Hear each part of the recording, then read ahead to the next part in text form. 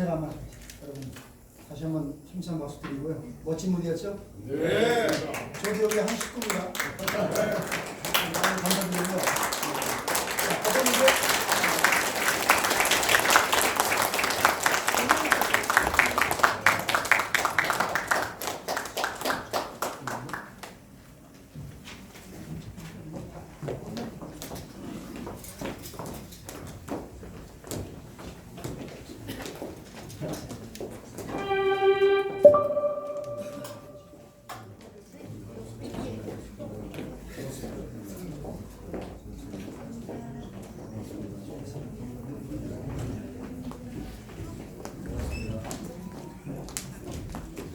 누가 한번 도와주세요. 의자요. 마이크 줍니다. 공간이 있으면 제가 좀 도와주면 나갈게요. 자, 이어서 오늘 박정희 대통령 탄신 100주년 기념 마켓을 공동 주최를 하게 됐습니다. 그래서 대한민국 헌법소원단과 사단법인 유튜브 연합회 공동 주최로 했습니다. 그래서 오늘 먼저 사단법인 유튜브 연합회 회장이시는 지령 회장님께서 인사 말씀 있으시겠습니다. 무대에 올라와 주시고요. 여러분 힘찬 박수 부탁드릴까요?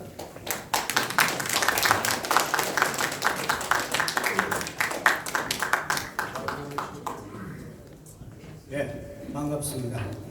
자, 지난 우리가 7년 동안 아스팔트에 나와서 진짜 개고생했습니다. 누구 때문에 그랬습니까? 문재인 누구 우리가 원망하지도 못하고 우리 박근혜 대통령한테 누가 될까봐 아무 소리 못하고 있었거든요. 그동안에. 근데 이제 할 말을 해야 됩니다. 자, 그리고 우리 7년 동안 우리 헌법소원단에 그냥 나가서 태극기 들고 투쟁한 게 아니고 법적으로 헌법소원하고 그다음에 여러 가지 소송 걸면서 전부 각하 희각하는 장면들을 우리가 법원 앞에, 검찰청 앞에, 헌법재판소 앞에 가서 여기 유튜버들이 촬영했습니다. 공주로는 지난 2016년 10월 19일 느닷없이 박근혜 대통령 하야 그래서 11월 19일 날 첫날 집회에 대한민국 구국기도회라고 그래서 제가 갔습니다. 전도사님이 쪽지가 오셔서 보니까 하여간데 그래서 우리가 그날부터 시작해서 지금까지 하는데 잠깐만 말씀을 좀 드리겠습니다. 왜냐하면 얼마 전에 박근혜 대통령이 중앙일보 회견하면서 여러 가지 어떤 그 기사들이 나오고 있잖아요. 지금 최순실이가 박근혜 대통령한테 건방지게 경고성 공개 편지를 보낸 겁니다. 지가 낯짝도 없이 누구 때문에 그랬는데 어제 제가 충격적인 제 방송에서 얘기를 들었습니다. 어떤 얘기냐면 최순실이가 그동안에 문체부 그 다음에 인천공항공사 그 다음에 군인사 뭐 안 거친 데가 없이 전부 다 인사개입한 겁니다. 얘가 박근혜 대통령 모르게 몰래 뒤에서 심지어 포스트 레이디야 지금. 심지어 당에까지 와가지고 우리 그 유튜브 연합회 회원 한 분이 그때 직능회장을 했답니다. 선거로 뽑혀가지고 당에서. 그런데 직능위원으로 누굴 하나 넣어달라고 그랬대요. 안 된다. 듣도 보도 못한 사람 어떻게 해줬냐. 최순실가 청구했대요. 안 한다 그러니까 그 다음날 당 대표가 와가지고 당신 그만두래요. 그만뒀답니다. 그 정도로 답시를 했다는 거예요. 최순실은. 그런 주제, 지 때문에 우리가 지금 7년 동안 나와서 아스팔트에 개고생했는데 그래서 우리가 그런 얘기들을 우리 스스로는 못했습니다. 못한 이유가 박근혜 대통령한테 누가 될까. 그런데 지가 뭔데 갑자기 말입니다. 나타나서 편지로 박근혜 대통령이 지난 7년 동안 나와서 개고생한 우리 아스팔트 애국자들한테 사과 한마디 안 하고 그 다음에 돌아가신 분들한테 사과해야 된다. 이런 얘기를 하는 거예요. 그런데 박근혜 대통령은 틀림없이 했습니다. 그러면 뭐 일일이 뭐 회견할 때마다 그 얘기를 해야 되겠습니까? 그렇기 때문에 그런 주장을 해서 그리고 거기다가 어느 날 갑자기 정유라가 페이스북에 흔적을 싹 지웠어요. 며칠 전부터. 왜 이렇지? 알고 보니까 얘가 유탐사라는 좌파 매체 강진구 기자 있죠. 그 청담동 사건 가짜뉴스 했던 그 친구 매체에 나가서 앵벌이 하는 거야.